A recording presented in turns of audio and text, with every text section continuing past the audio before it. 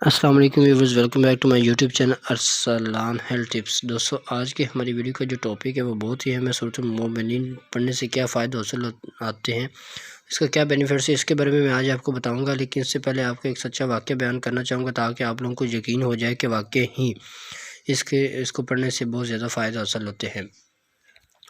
تو دوستو چلتے ہیں، میں آپ کو ایک واقعہ بیان کرتا ہوں کہ ایک لڑکا تھا محلے کا، تو اس کو اپنے محلے کی لڑکی سے پیار ہو گیا۔ جب اس کو پتہ چلا کہ وہ ایک امام صاحب کی بیٹی ہے تو وہ اسے شادی کرنا چاہتا تھا، تو اس نے کیا کہ نمازوں کا اہتمام اور وظیفے کرنا شروع کر دیے اور صف اول میں جا کے نماز ادا کرنا شروع کر دی۔ تو جب اس نے اپنے گھر میں کہا اپنے والد صاحب کو کہ میری شادی کروا دیں، تو انہوں نے کہا ٹھیک ہے آپ کی شادی کروا دیتے ہیں، لیکن کوئی لڑکی مل جائے۔ تو اس نے کہا لڑکی میں نے ڈھونڈ لی ہے، تو آپ میرے رشتے کی بات کریں۔ جب پوچھنے پہ پتہ چلا کہ ایک امام صاحب کی بیٹی ہے، تو امام صاحب سے جب بات کی گئی تو امام صاحب نے بھی محلے داروں سے پوچھا اور نمازیوں سے پوچھا، تو اس نے کہا لڑکا بہت ہی نیک ہے اور صف اول میں نمازیں ادا کر رہا ہے۔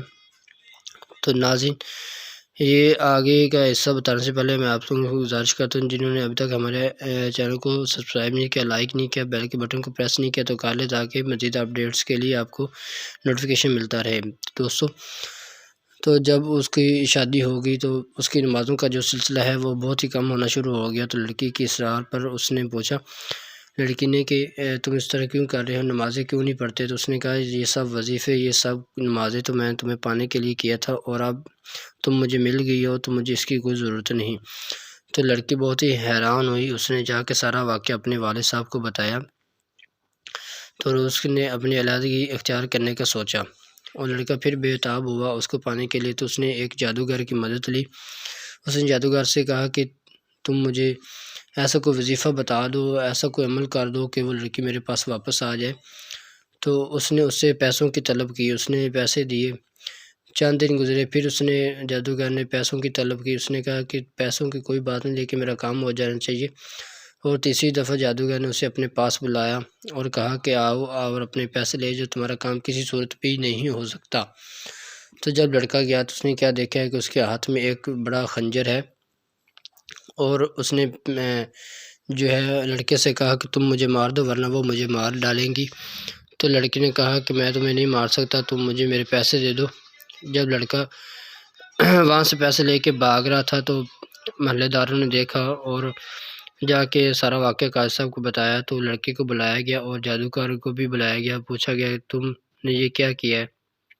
اس نے کہا کہ اس لڑکے نے مجھے اس لڑکی کو پانے کے لیے بھاری رقم ادا کی اور میرا کام نہیں ہوا۔ میں نے جنات سے کام لینا چاہا لیکن میرا کام کسی بھی صورت میں نہیں ہوا۔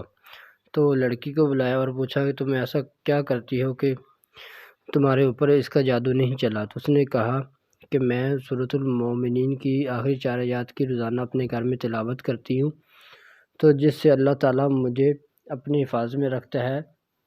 جب جادوگر سے پوچھا کہ تمہارا وار کیوں نہیں چلا؟ تو اس نے کہا جب بھی میں جنات کو بھیجتا تھا تو جنات مجھے بتاتے تھے کہ اس کے گھر کے باہر فرشتوں کا پہرا ہوتا ہے، اور جب میں نے دوسری دفعہ بھیجا تب اس سے زیادہ ہو گیا فرشتے۔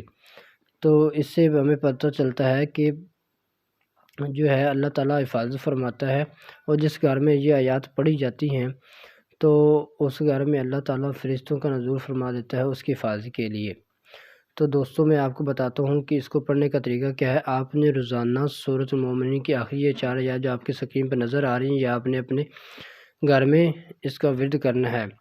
تو دوستو، امید ہے کہ آج کے اس کے بینیفٹس کے بارے میں نے جو آپ کو بتایا ہے آپ کو یقین ہوگا انشاءاللہ، اور ہماری ویڈیو آپ کو اچھی لگی ہے تو اس کو لازمی سبسکرائب کرنا مت بھولیے گا۔ شکریہ۔